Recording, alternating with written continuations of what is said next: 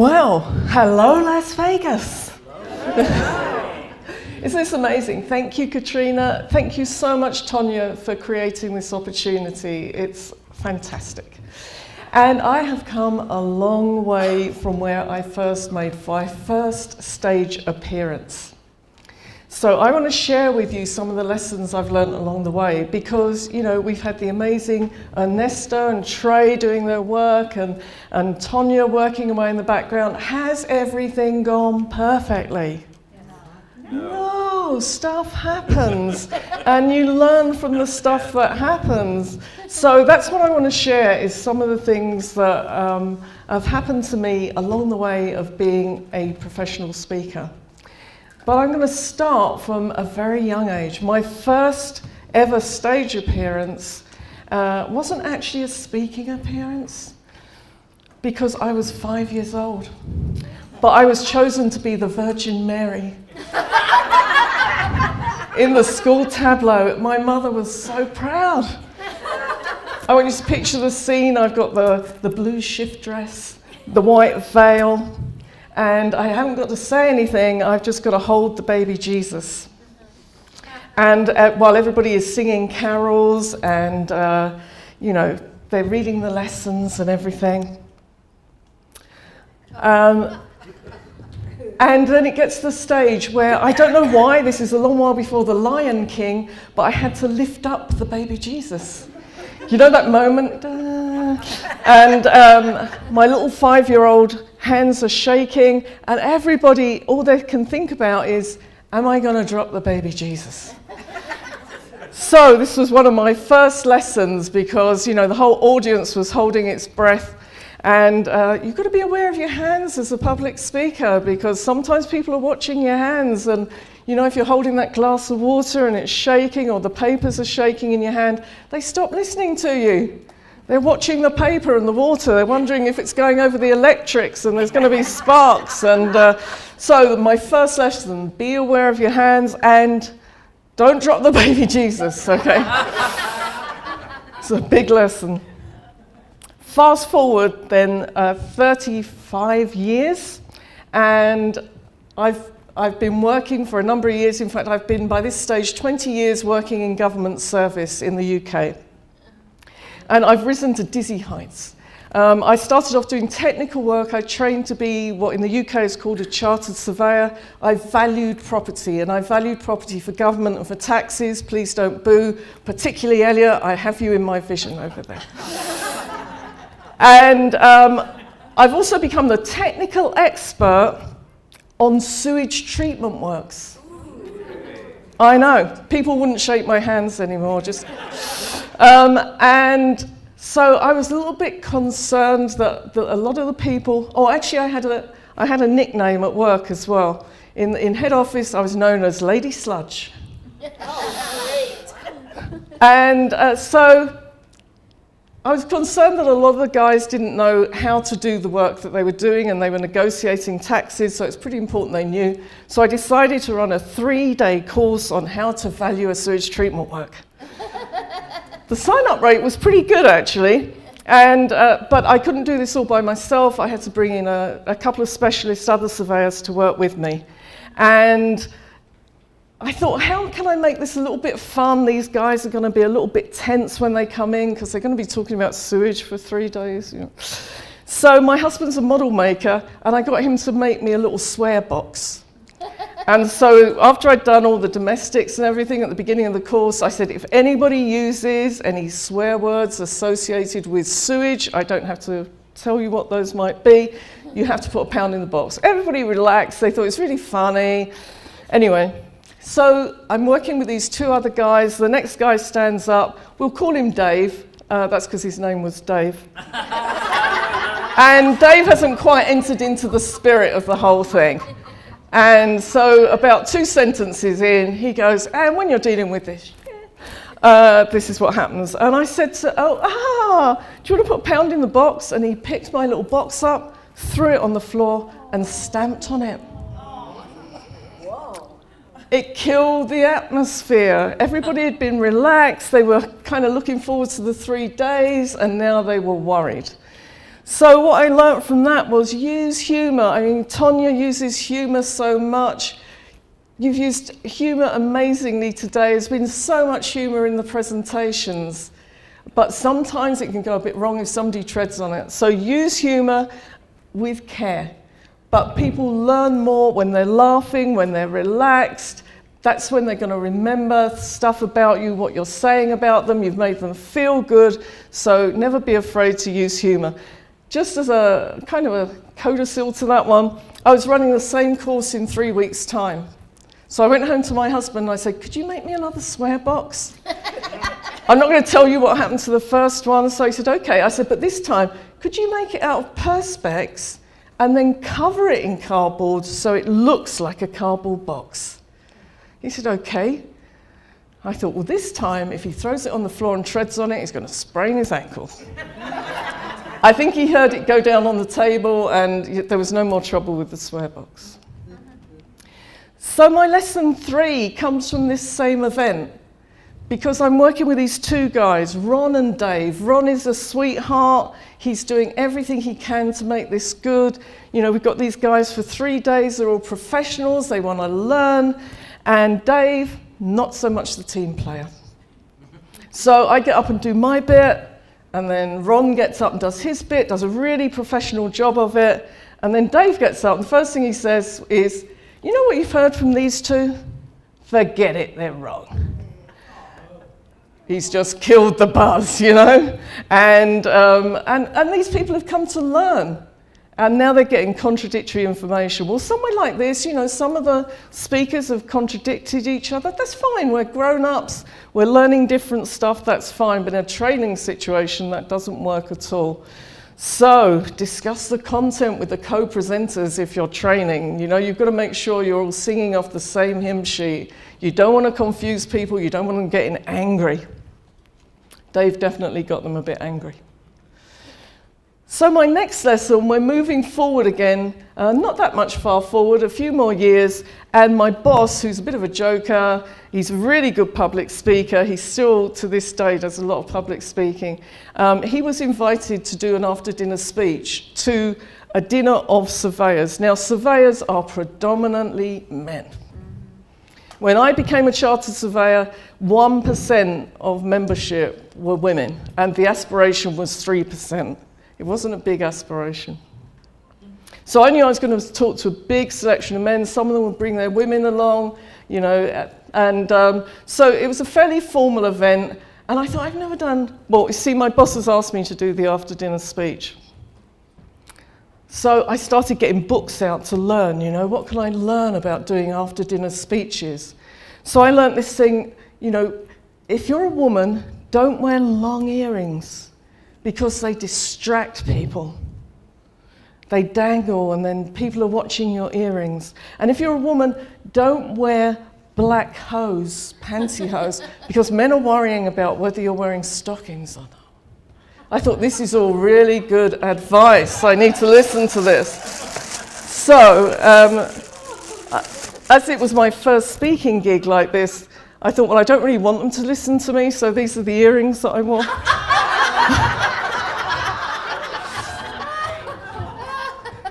I was wearing a long dress, so the whole pantyhose thing wasn't a problem. But sometimes people are watching what you're wearing. They're more interested in what you've got on than what's happening and what you're speaking about. I was working with some college staff doing some presentation skills work, and I thought, oh, I'll show them a really good TED talk. Have any of you seen Benjamin Sanders' talk on TED? Yeah, it's a really good talk, isn't it? It's funny, he's clever, he's playing the piano. I mean, it's just brilliant. So I show them this as an example of somebody using humor and the stage and everything. And then I get to the end of it and I say, what did you get from that talk? And one woman puts her hands up and says, why is he wearing sneakers with a suit jacket? Okay, that totally missed the point then. So think about what you're wearing, because you don't want people just going, why is he wearing that? But of course, you know, that bottom 25% are probably going to be worrying about what you're wearing anyway. So, but yeah, I wish I could find the other one of these, because then I'd wear them more often. So my next lesson, we're rolling through a bit now, and I've come out of doing technical work and I've moved into being a head of customer service, and I've got a team of customer service managers, and every year I run a customer service conference for them. And, you know, a bit like that 25% again, there's always going to be somebody who doesn't like the venue. You know, either it has got a swimming pool and they don't like it, they don't like that it hasn't got a swimming pool, it's in the wrong location, the parking's not good, whatever. So I put it out to them, would some of you like to make a suggestion of where we should have the next conference? So one guy says, we'll call him Colin, because that was his name. Colin says, I've got a place, it's in my golf club, and yeah, it's a really nice facility, and it's not too far for everybody, and I think it'll be good. And I made a really schoolgirl error. I didn't go and have a look at it. And when we get there, the room isn't very big and the ceiling's quite low, so it makes doing this kind of presentation quite difficult. And then as I walk across the carpet, my feet are making that sticky sound as I walk across it. So I got all sorts of complaints about that place.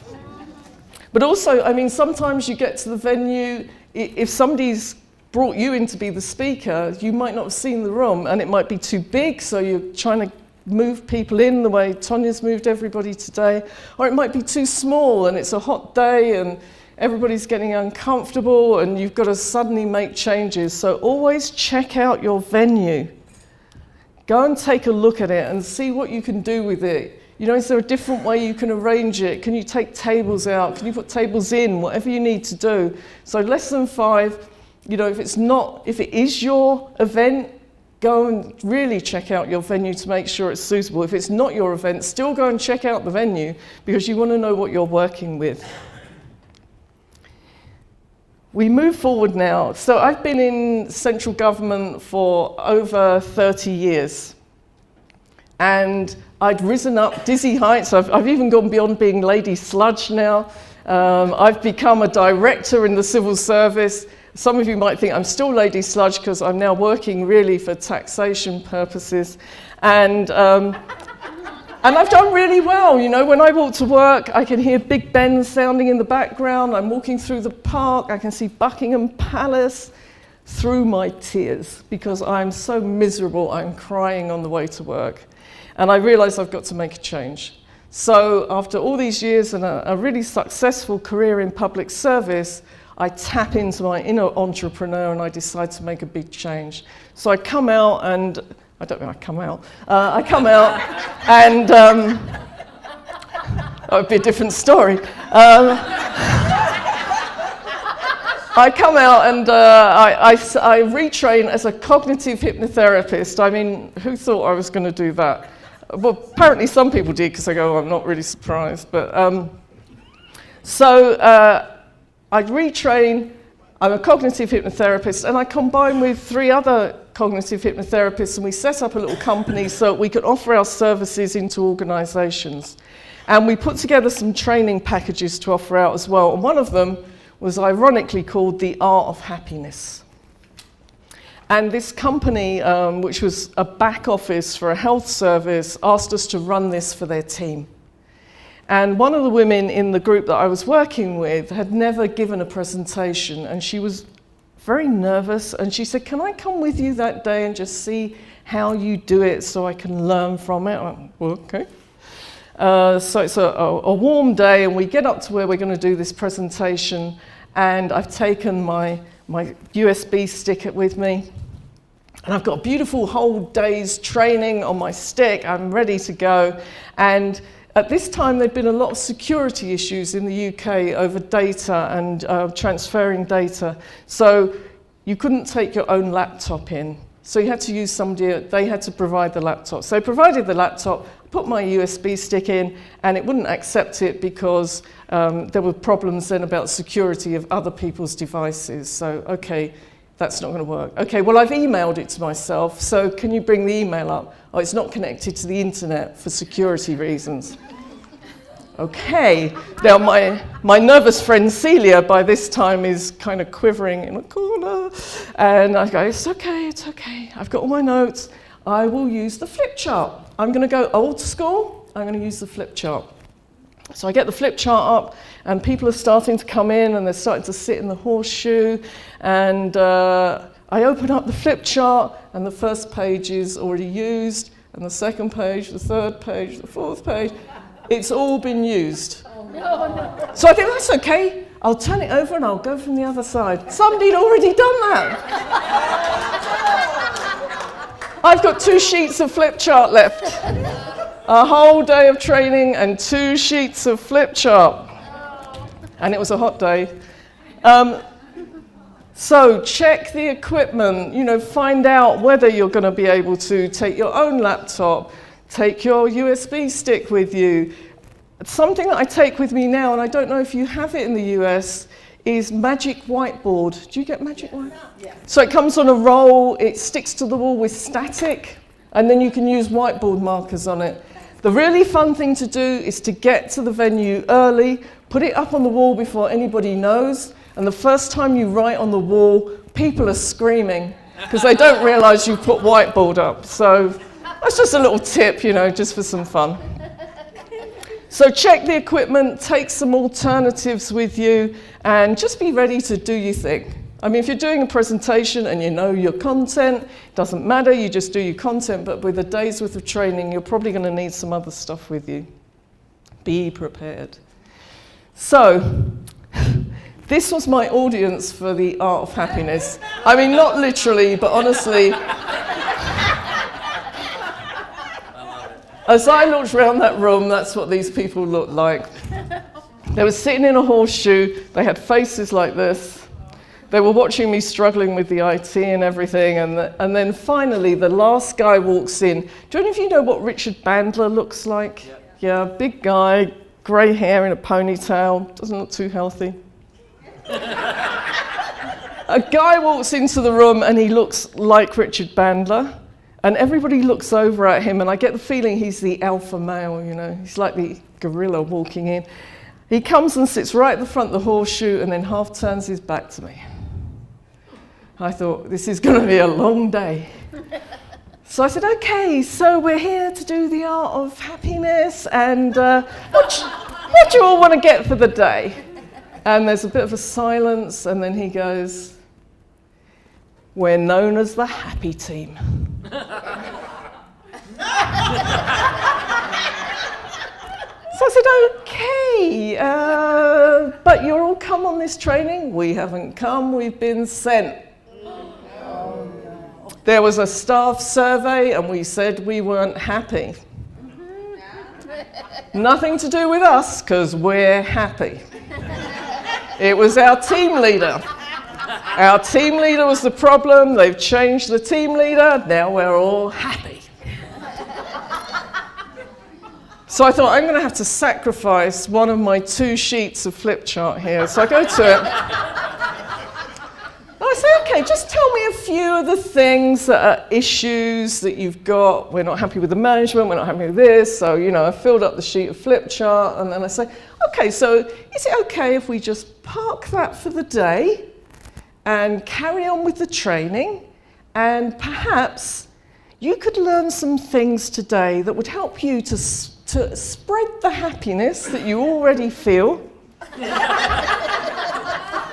with other members of staff who aren't as happy as you obviously are. Well, they went, yeah, that would be okay, actually, yeah, because we could teach them a thing or two. There's stuff we could teach people. So I say, okay, so we remove the sheet of paper. I've now got 1 sheet of flip chart paper and 6 hours of training and this bunch of people.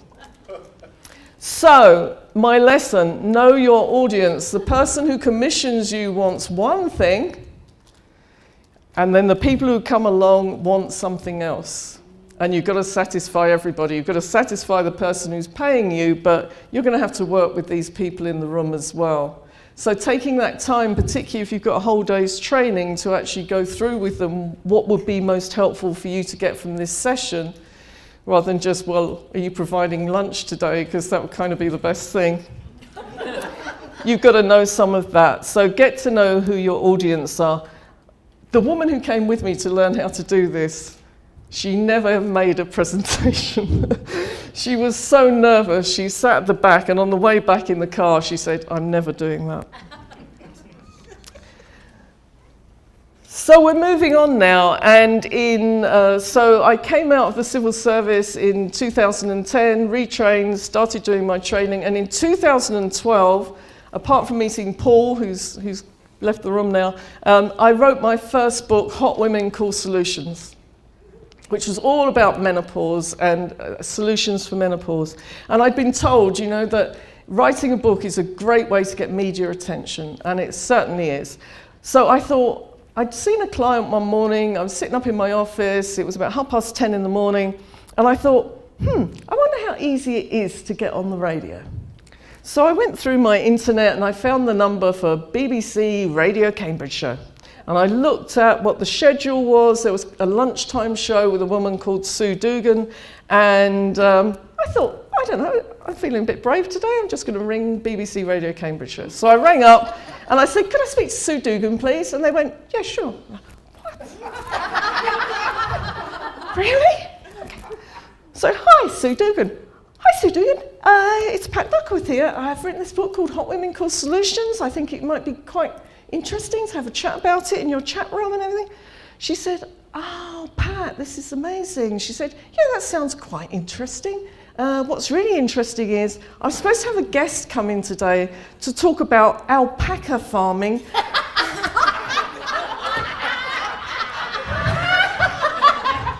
"I'm making jumpers out of alpaca wool." But she's rung up, there's a bit of a crisis on the alpaca farm today, and I'm short of a guest, would you come in? So I said, well, when? So she said, "Well, it starts at 2, it's 11 o'clock now, how far away are you?" I said, "Okay, yeah, I'll do that." And I put the phone down and thought, holy shit. So I went downstairs and I said to my husband, "I'm going on the radio." Anyway, so I got in there, and she had another woman in the studio who taught yoga, and we sat around and had a chat, and it all went really well. And of course, because I'd done her a favour, because I'd turned up when she was short of a guest, I was back there 3-4 more times, and I got some other stuff out of that as well. So my lesson from this was all about taking opportunities. When opportunities arise, as Christy was saying, don't turn down an opportunity because you don't know when it's going to come back. And, a week ago when Tonya said, "Pat, do you want to do this slot?" I didn't go, "Oh, I don't know, Tonya." I said, "Yes, please, sign me up." Because, you've got to take those opportunities when they come knocking. Lesson 9 is about staying focused. So we move forward, and in 2015, in November, I was invited to go to the Women's Economic Forum in Delhi in May 2016. And I thought, I don't really want to talk about menopause. I'm going to the land of entrepreneurs in India. I want to talk about women who make changes in midlife and become entrepreneurs. And I thought, well, if I'm going to go and talk about midlife entrepreneurs, obviously I need to write a book about it. So Hot Women Rock was born in my head in November 2015, and I actually published it and took copies there in May 2016. But it was a collaboration because I started talking to other women about their midlife change stories, and they were going, "Oh yeah, that happened to me. Oh, do you want to write your story for the book?" "Yes, please." I ended up with 21 women's stories in it, including Marcy Shinoff's. Marcy Shinoff gave me her story for it. So I went along to speak in Delhi, and this is a conference with 1,000 women from 157 different countries. It's like a tropical bird cage because there's all these beautiful women and they're all doing this. And when you stand up to speak, I wasn't as worried as I look in this picture, to be honest. But when you're in the room, it's being live streamed on video, and you have to stay focused, because the photographer is coming around and he's about here with a telephoto. And there are people coming in and out of the room, there are people chatting, and the videographer is having a chat with the photographer in quite loud voices, but it's being live streamed, and you have to stay in your space, in your moment, and exactly what Sheila was talking about. You've got to manage your state in that moment, Because even though there are a certain number of people in the room, there are thousands more watching on video, and it's going to be there for ages. So you've got to really stay focused and in that moment. Oh, I forgot the bit where I did this. So, and I went to Delhi with my book.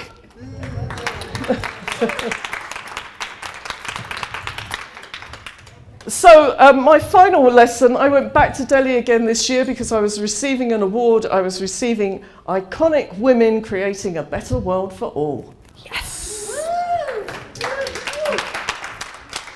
And I was the co-speaker to this gentleman, and I didn't know anything about him, couldn't find anything about him on the internet before I went out there. We were speaking about values. It was 8:30 in the morning. I went into the room. There was this lovely Indian gentleman standing there. We smiled at each other. He was the first speaker.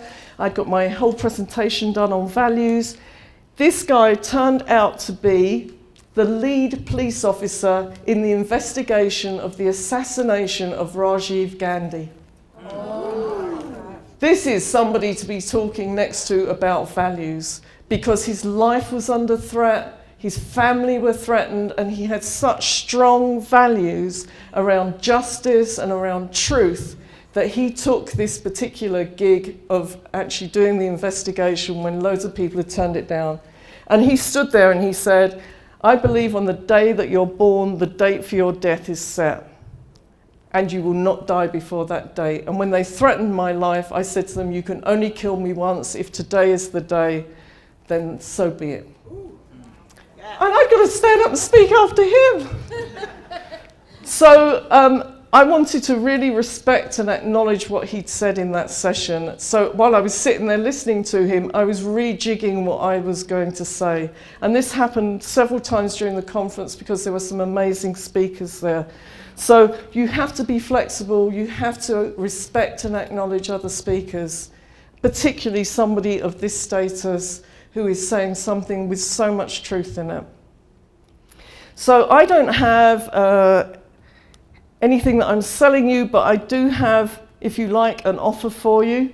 It's that, you know, I do speak at the Women's Economic Forum. They're running events now all over the world, and it's free to speak there. You just have to be introduced as a speaker.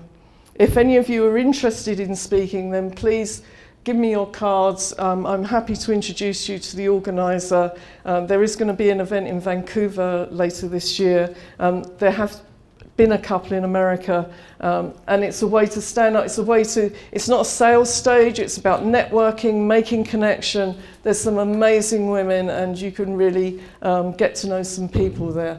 So that would be my offer to you. And also, if any of you would like to be interviewed for my Hot Women Rock Facebook page, which is all about midlife entrepreneurs and finding out more about your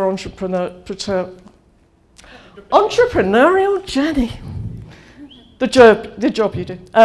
Anyway, so if you would like to know anything about that, then please give me your card. And you're all inspirational, and your messages need to get out there. So let's get those messages out there. Thank you.